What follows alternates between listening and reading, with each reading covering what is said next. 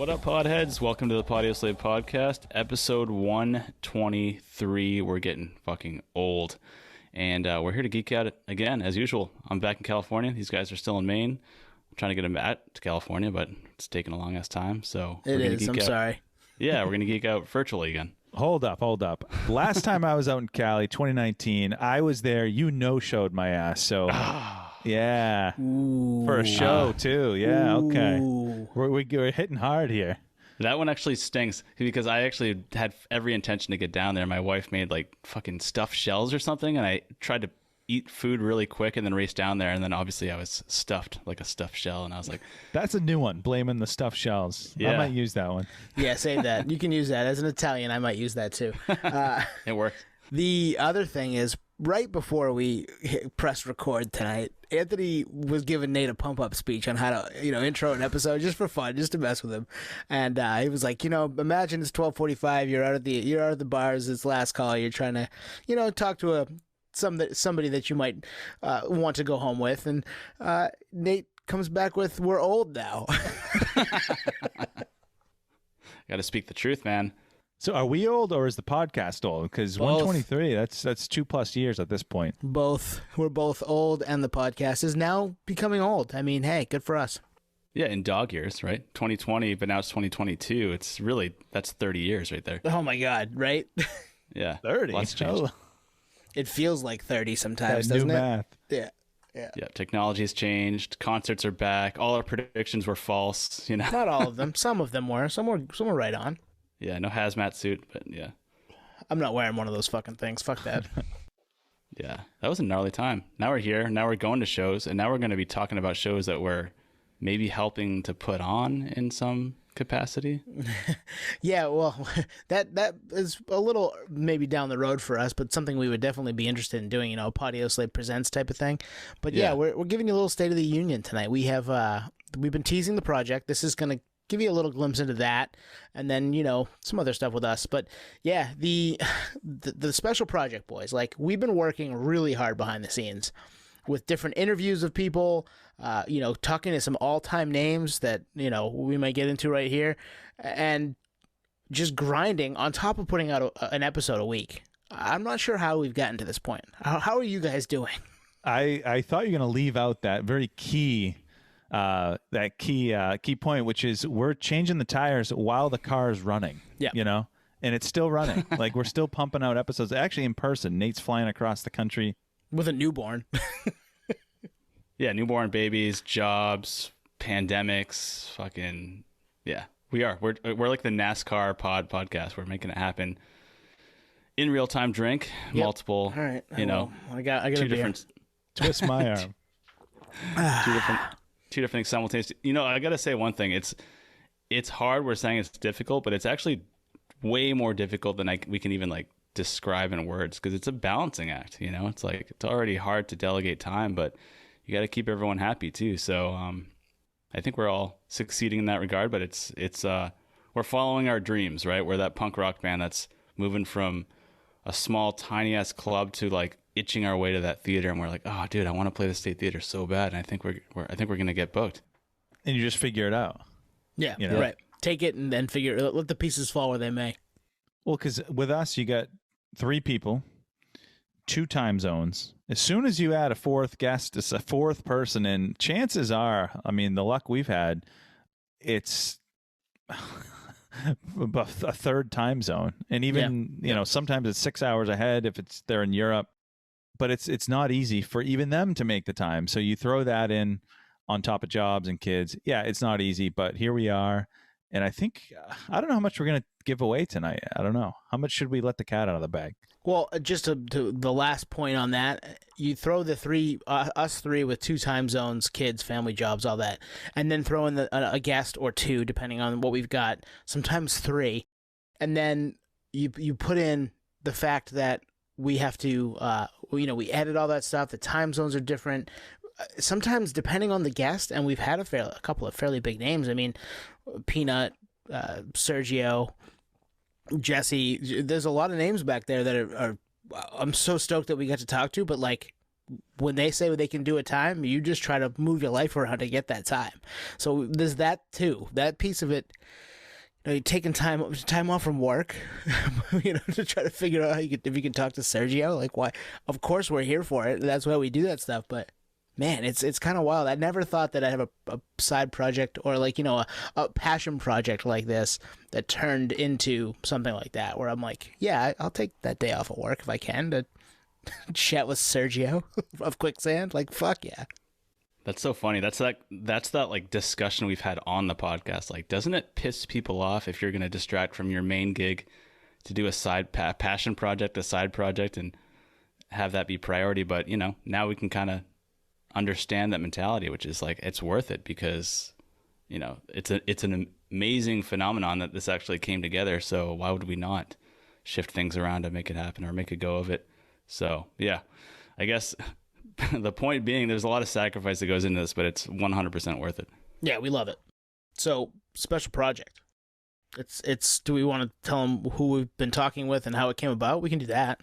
Yeah, I mean, maybe talk the genesis of the whole project. So, back in episode 104, we had Scott Alderman. So, Scott, as you know, founder, creator of the Tattoo the Earth Festival.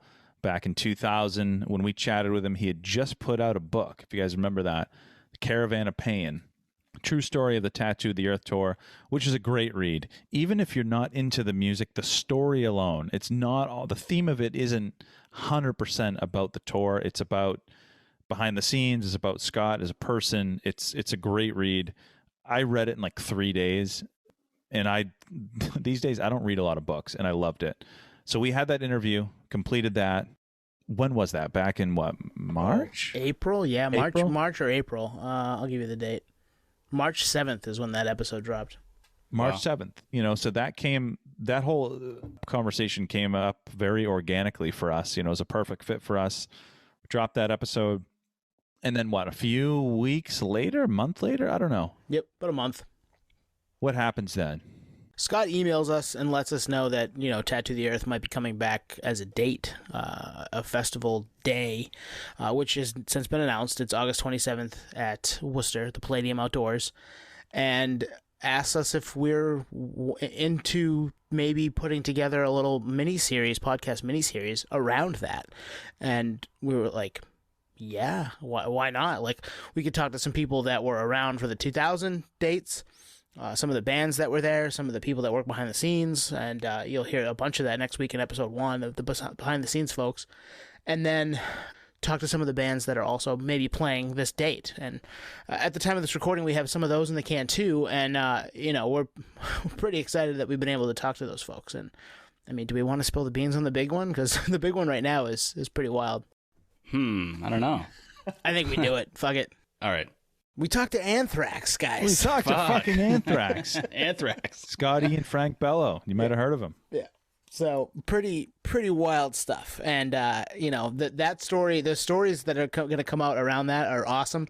It's about a half an hour conversation that'll drop a little later this summer, getting close to that date of the Tattoo the Earth Festival, one-off day in late August. But stay tuned for that one because it is a doozy of a half an hour conversation, and Scott and Frank were awesome. But we also talked to some other folks. I mean, we talked to Derek Green of Sepultura, who was on that first 2000 leg, and he had just kind of joined the band maybe a couple years prior. So we get into some of his history with Sepultura and getting, his legs under him and then going out on this wild tour. And, some other friends from around the scene that we've made over the years here at Podioslave. And man, I love that we were able to talk to Scott. And Nate, that was all you finding that this book's coming out, this festival is something you wanted to go to as a kid when we were 16, 17, and then making that conversation happen.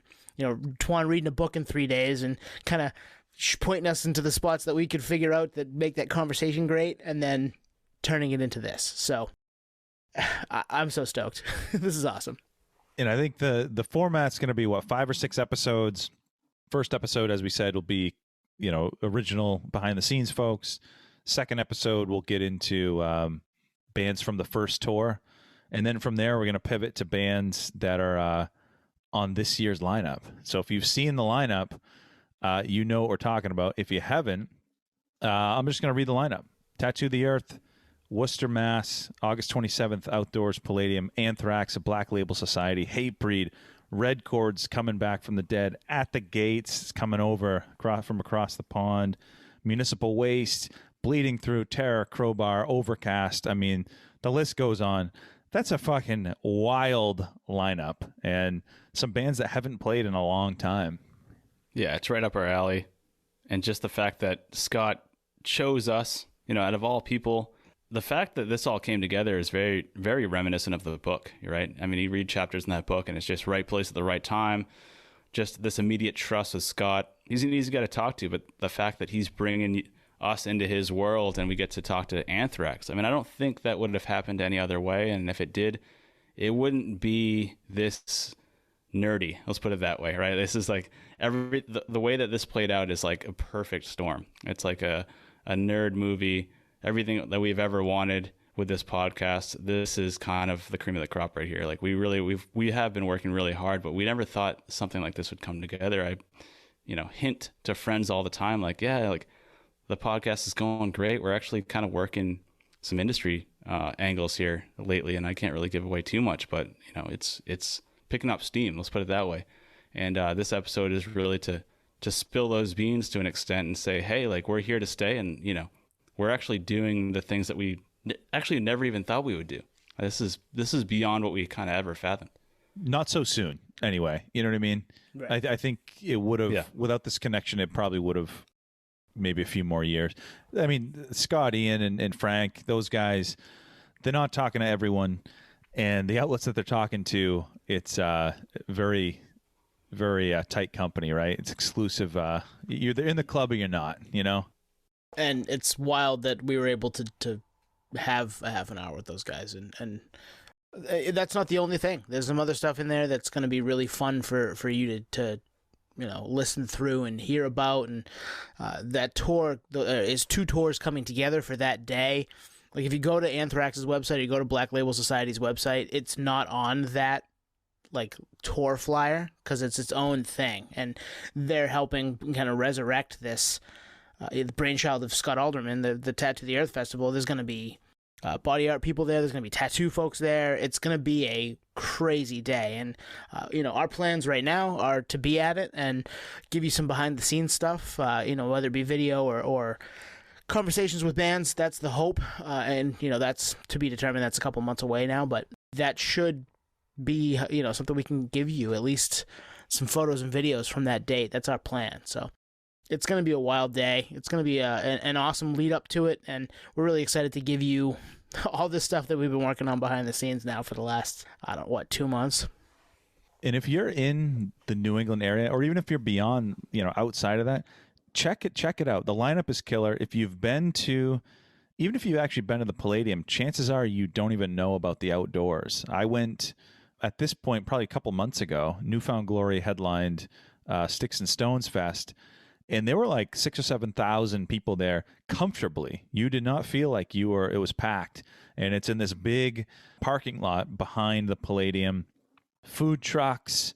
There's going to be whiskey tasting, 2 stages of music. So it's got the full festival vibe. Body Art Village. I think that might be actually in the Palladium. But man, it's if the lineup didn't sell you on it, the venue, the whole concept, the fact this is coming back, like there's a whole crew of people that remember the original as it just being this wild and fucking crazy thing. I mean, read the book, Caravan of Pain, and you'll hear the stories, from these episodes. Go to the show. Definitely go to the show. We'll be there. Yeah, this is a very much so Cameron Crowe in Almost Famous type moment for us three. But also for music fans alike, this is a resurrection of a independent music festival, completely left field of the corporate world. Although Scott's got a corporate background, like this was a risk that he took, and he's bringing it back to life in 2022. And we were shut down for quite a while. So I'd say it's equally a risk, but there's enough rabid fans, us included, that will be there to support this thing, to have it be true proof of concept that, there is an audience and there are people that are willing to spend the money and be there for it, because it's all encompassing. Like Twan just said, it's music, it's art, it's whiskey, it's everything. And the fact that it's in our backyard. Worcester is a place that we used to visit quite often as music fans, and coming up. Palladium was a second home aside to the State Theater in Portland, Maine. So there's a lot of history there. And then just our relationship with Scott in putting this together, it went from an interview to like, we kind of see Scott as a friend now, and counterpart to music nerdery in every sense of the word. And his book is fantastic. In fact, we're going to be working with him on giving away some of his books to help promote this thing as well. So stay tuned for that, because it is a fantastic book. And I think anyone that wants to check out the festival, and anyone that's listening to this series, you really get the full scope of what it was like in 2000 from his book. And it's as candid as you can imagine. So yeah, this is just coming together so beautifully. It is. And peep our socials for that stuff, because there will be some giveaways had at Podioslave, Twitter, Instagram, all that stuff. Go check that stuff out. But yeah, it's going to be fun, man.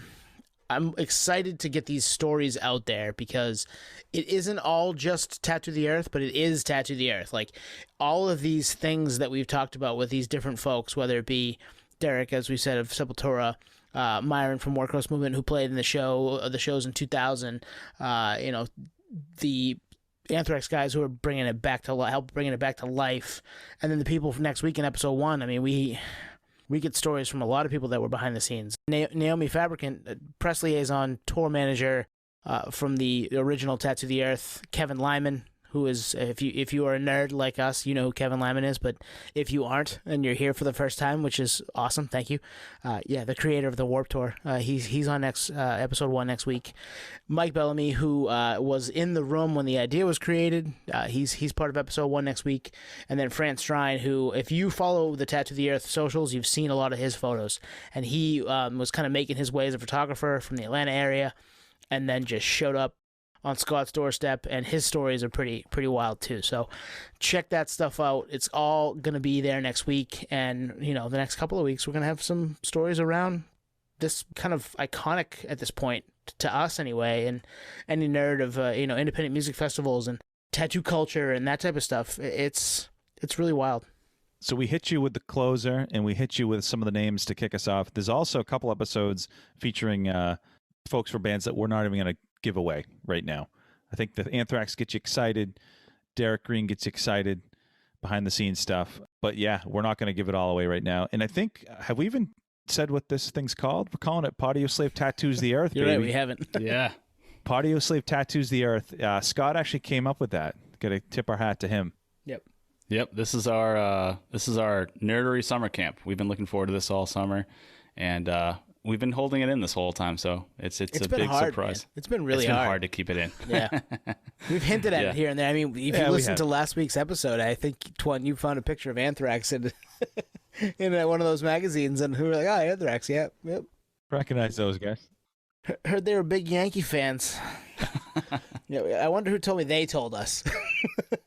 There's breadcrumbs. I think we said this last week. There's breadcrumbs everywhere. Yeah, there are. There's on our socials. There's a certain way that you could probably get hip to our future guests. I'm not going to give it away. It would really spill the beans, and then people would follow the blueprint. But I mean, between the posts and what we say, it's all in there. Yeah, I love the inside jokes, even if it just makes us laugh. It's all about us, Chip. right? I'm sure Chip is laughing somewhere too. Chip, I think, is on to the clues, maybe. Yeah, I feel like he knows. Chip, you know. Do you know? Let us know. If you know, Chip, shoot us an email. If you don't know, now you know, because I think we gave enough away for a big fan like Chip. All right, so this will run roughly 5 to 6 weeks. We might have a couple extra gems from the conversations we have that would be an extra episode. But, we're looking at September, getting back into a regular swing of Podioslave. And in the meantime, it being now the middle of July, we're going to kind of look under the hood a little bit, right? We're going to see what we do good, see what we don't do so well, and we'd love to know your feedback. If you're listening to this episode and it's something, we're a podcast you've checked out here and there, hit us up with your feedback, good, bad, and different. We want to know, because we want to make this better for our listeners' experience, on top of the fact that we love doing it. So if there's something that you want to hear us do more of, something you don't like what we do, or if there's a guest that you want us to maybe reach out to, like we would do all of that stuff. We talk to anybody. We love doing it. So yeah, we're down for a little peek under the hood of the Podioslave podcast over the next few weeks.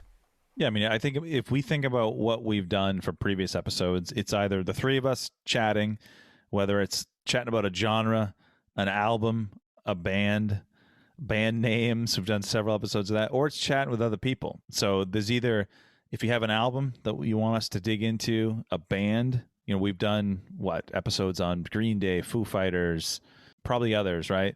And then certainly the interviews. I feel like we haven't even scratched the surface for like who we could possibly interview. And I think with us, the net is very broad and we're open to all of it. So if there's someone that you're like, I've been waiting to check on Monday morning when Podioslave releases an episode, I've been hoping for XYZ member from XYZ band, let us know. Unless it's Dave Grohl or someone at that caliber, there's a good chance we can make it happen or come close to making it happen. Mm-hmm. Yeah, and that's a good point. I think I don't think the net's going to get smaller. In fact, this behind the scenes kind of study and regrouping is really just a time to think about what's next, because this is a really pinnacle moment for us. I mean, the Tattoo the Earth is all encompassing for what this podcast represents, which is all industry. It's not just the artist. We interview people that were the backbone of putting this thing together. And, that's what we love to do. We were all obsessed with Behind the Music as a show back in the day. So it'll continue to be that legacy and industry insight that we all really are just super stoked on.